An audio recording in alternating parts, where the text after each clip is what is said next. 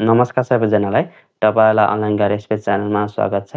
आज चाहिँ म तपाईँलाई यस भिडियोमा ड्राइभिङ लाइसेन्सलाई नागरिक एपमा लिङ्क गर्ने तरिका सिकाउन जाँदैछु।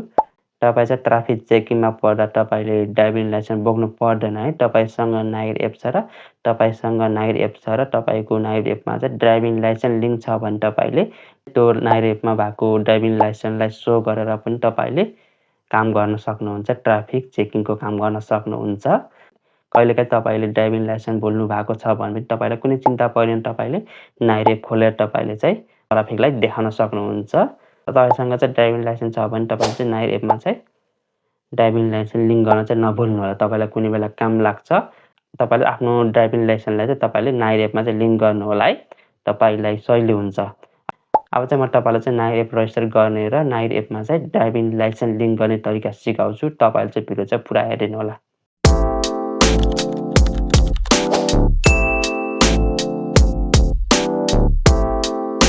यसको लागि चाहिँ तपाईँले आफ्नो मोबाइलमा रहेको गुगल प्ले स्टोर खोल्नु होला। त्यसपछि तपाईँले सर्च बक्समा गएर तपाईँले नागरिक एप भनेर सर्च गरिदिनु होला। त्यसपछि तपाईँले चाहिँ यो एपलाई चाहिँ आफ्नो मोबाइलमा इन्स्टल गरिदिनु होला है। मैले चाहिँ पहिले नै इन्स्टल गरिसकेको, त्यसपछि त मैले चाहिँ ओपन गर्छु, तपाईँले पनि ओपन गर्नु होला।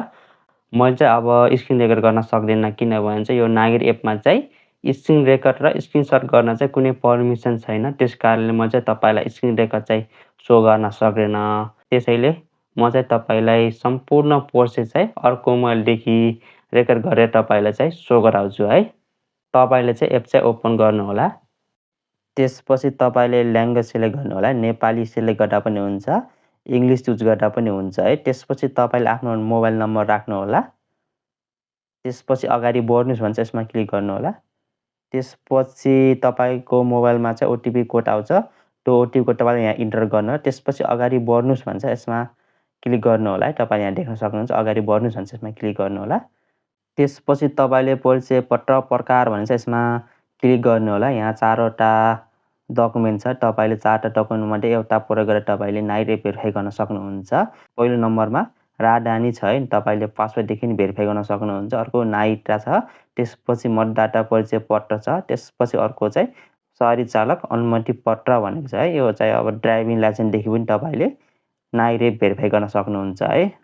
त्यसपछि तपाईँलाई कुन डकुमेन्टदेखि भेरिफाई गर्न मन लाग्छ त्यो डकुमेन्ट चुज गर्नु होला है। म चाहिँ नागरिकता चुज गरेको छु। त्यसपछि तपाईँले सुरुमा चाहिँ नागरिकता नम्बर राख्नु होला। त्यसपछि नागरिकता जारी भएको जिल्ला चुज गर्नु होला। त्यसपछि तपाईँको जन्ममिति चुज गर्नु होला। त्यसपछि तपाईँको नागरिकता जारी भएको मिति राख्नु होला है। मैले चाहिँ सबै डिटेल फिल गरिसकेँ। तपाईँले फिल गरिसक्नु भएको छ भने अगाडि जानुहोस् भने चाहिँ यसमा क्लिक गर्नु होला। त्यसपछि तपाईँले यहाँ देख्न सक्नुहुन्छ दर्ता प्रक्रिया सफलपूर्वक सम्पन्न भनेको छ। त्यसपछि तपाईँले एपमा जानुहोस् भन्छ, यसमा क्लिक गर्नु होला। यसरी तपाईँले नागरिक भेरिफाई गर्न सक्नुहुन्छ। तपाईँको नागरिकताबाट नागरिक भेरिफाई भएको छैन भने तपाईँले ड्राइभिङ लाइसेन्स, भोटिङ कार्ड जस्ता डकुमेन्ट प्रयोग गरेर पनि तपाईँले भेरिफाई गर्न सक्नुहुन्छ है। कहिलेकाहीँ चाहिँ तपाईँको नागरिकता सो भएको छैन भनेर, नागरिकता भेटिएको छैन भनेर चाहिँ देखाउँछ है। तपाईँले नागरिकताको विवरण हेर्नलाई तपाईँले नागरिकता भनेको त्यसमा जानु होला। त्यसपछि तपाईँले यसरी आफ्नो नागरिकताको विवरण पनि हेर्न सक्नुहुन्छ है। यहाँ चाहिँ तपाईँको नागरिकतामा जस्तो विवरण छ सबै सो हुन्छ। अब चाहिँ तपाईँले ड्राइभिङ लाइसेन्स लिङ्क गर्ने हो भने तपाईँले यो सवारी चालक भन्छ यसमा क्लिक गर्नु होला। त्यसपछि तपाईँले आफ्नो ड्राइभिङ लाइसेन्स नम्बर राख्नु होला। त्यसपछि पेजमा क्लिक गर्नु होला है।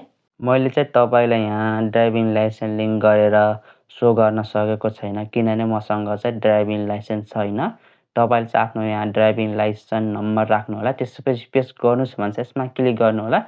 त्यसपछि तपाईँको चाहिँ अटोमेटिक तपाईँको ड्राइभिङ लाइसेन्स क्युआर कोडसहित तपाईँको ड्राइभिङ लाइसेन्स सो हुन्छ है। तपाईँले त्यो क्युआर कोडलाई ट्राफिक चेकिङ भएको बेला तपाईँले नागरिक एप खोलेर तपाईँले त्यो क्युआर कोड तपाईँले देखाउन सक्नुहुन्छ यदि तपाईँले लाइसेन्स घरमा भुल्नु भएको छ भने। मैले चाहिँ तपाईँलाई ड्राइभिङ लाइसेन्स लिङ्क गरेको लाइभ देखाउन सकेन। त्यही पनि म तपाईँलाई चाहिँ मेरो भाइको नागरिक एपमा चाहिँ ड्राइभिङ लाइसेन्स लिङ्क छ। म तपाईँलाई चाहिँ त्यो सो गराउँछु। तपाईँले ड्राइभिङ लाइसेन्स लिङ्क गरेपछि तपाईँको नागरिक एपमा चाहिँ कस्तो किसिमको क्युआर कोड सो हुन्छ भनेर तपाईँलाई देखाउँछ। तपाईँको लाइसेन्स कस्तो किसिमको देखिन्छ त्यो म तपाईँलाई सो गराउँछु। अब यो चाहिँ मेरो भाइको नागरिक एप हो। यसमा चाहिँ ड्राइभिङ लाइसेन्स लिङ्क चाहिँ म चाहिँ सवारी चालक भनेर यसमा क्लिक गरेँ।